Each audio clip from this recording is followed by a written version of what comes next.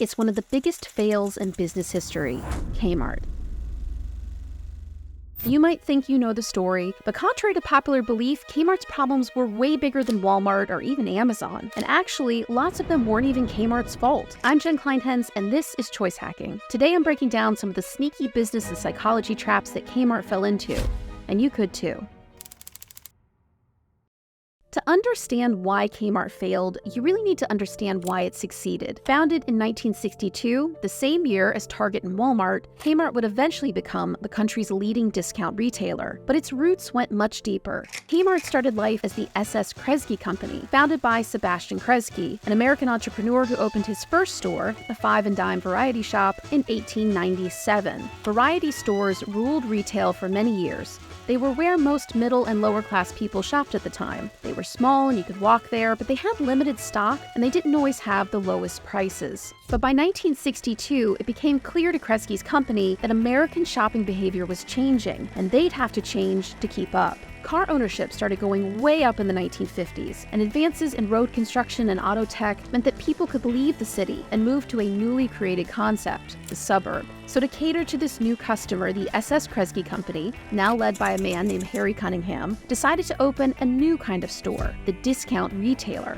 These would be larger stores with greater variety and standalone locations with a big parking lot so people could drive up, buy clothes, toys, food, and electronics all in one place. Cunningham called this new store concept Kmart, and it was an immediate hit. Here's what made them so successful. First, Kmart served an underserved customer. The American suburbs in the 60s were a hodgepodge of local stores, but when a Kmart moved in, people saved time, money, and hassle doing most of their shopping in one place. Second, Kmart expanded like crazy, giving them what's called economies of scale. Harry Cunningham knew a business opportunity when he saw one, opening Kmarts as fast as he could. At one point, a new Kmart was opened every single week. Having so many stores meant they could start offering lower prices than competitors because they could buy in bulk from manufacturers who would give them a discount, and they passed those savings on to customers. Third, Kmart appealed to everyone. Basically, anything you needed to buy could be found at a Kmart at a lower price than variety stores or a local competitor. That's why when the concept of discount retail was new, Kmart dominated. Even Sam Walton, the founder of Walmart, recognized how intimidating Kmart was to other brands. He called Walmart, quote, a flea fighting an elephant. It's hard to believe today, but for many years, Walmart was the flea and Kmart was the elephant. Close your eyes and imagine a Kmart shopper. Who do you see? Well, if you had done this exercise with 10 Kmart executives in the 90s, they probably would have given you 10 different answers. And that's because Kmart didn't really have a great idea of who it wanted to serve. They were so focused on being known for low prices that they couldn't agree on who needed to know that they had low prices. Brand strategist Eric Beater said, quote, one of the key problems of Kmart is that they have not created a niche outside of pricing. Think of a niche like a target audience, the people your business can serve better than anyone else. In the early days, Kmart didn't need a niche because it was the only store of its kind in most places. But when competition is introduced into an industry, in this case, discount retailing, it forces brands to split up the market to survive. They each pick an ideal group of people and focus their merchandising, marketing, and store experience on them. The goal is that when a niche group of people, like moms of young kids, for example, think, I need back-to-school clothes, the first place that they think of is Kmart, because Kmart has spent a lot of time and money marketing to them and making Kmart a nice place for them to shop. We call this concept mental availability. How easily does a brand spring to mind when you need to buy something they'll have? The problem was, Kmart thought their customer was everybody, but when other discount retailers popped up, Kmart lost out to Walmart and Target, who knew exactly who their customers were and what they wanted. The corporate culture of Kmart is a fascinating case study into the psychology of a market leader. When you're the elephant, to go back to Sam Walton's metaphor, everyone else is a flea, and you start forgetting what it took to become an elephant in the first place. You get arrogant, you start thinking you're smarter than everyone else and that you'll never be beaten or be wrong. Meanwhile, those fleas are hungry.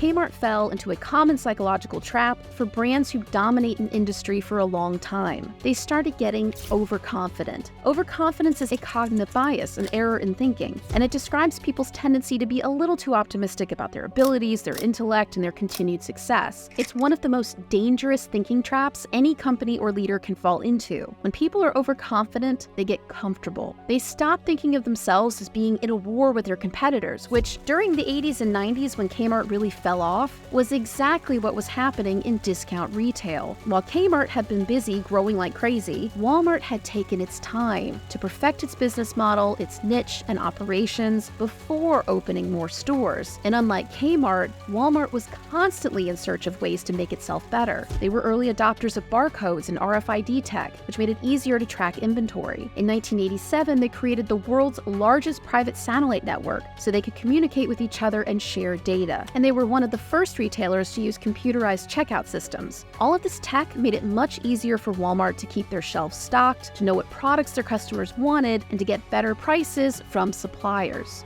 But Kmart can never manage to be nearly as efficient, mostly because they were overconfident that their way was the best way. Once Walmart perfected its approach, it started an aggressive expansion project in the 1980s, marching toward an arrogant Kmart with one thing on its mind: total domination.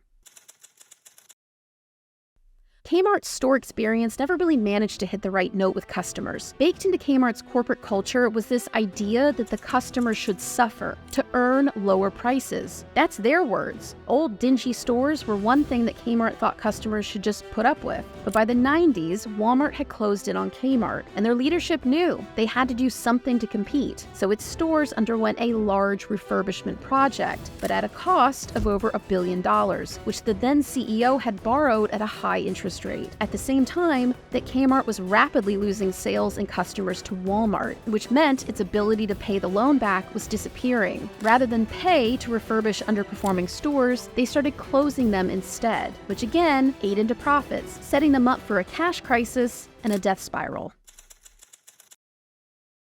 Kmart tried a number of things to save themselves during the 90s, and some of them were actually brilliant. The best one was focusing on developing famous brands like Martha Stewart's Everyday, which they built into one of the biggest and best-known homewares brands in the country. But again, Kmart shot itself in the foot. Its TV ads focused mostly on the brands it carried, like Martha Stewart. But the problem with bringing in really strong brands and not developing your own is that people will pop into a Kmart specifically to buy a Martha Stewart knife set and then leave without buying anything else. Compare that to Target, who partnered with legendary industrial designer Michael Graves. This partnership was incredibly successful for Target because it didn't focus on messaging only Michael Graves at Target. Instead, they used Michael Graves' products as a proof point that Target had lots of cute stuff at a good price, using the Michael Graves brand to make the Target brand stronger, not the other way around.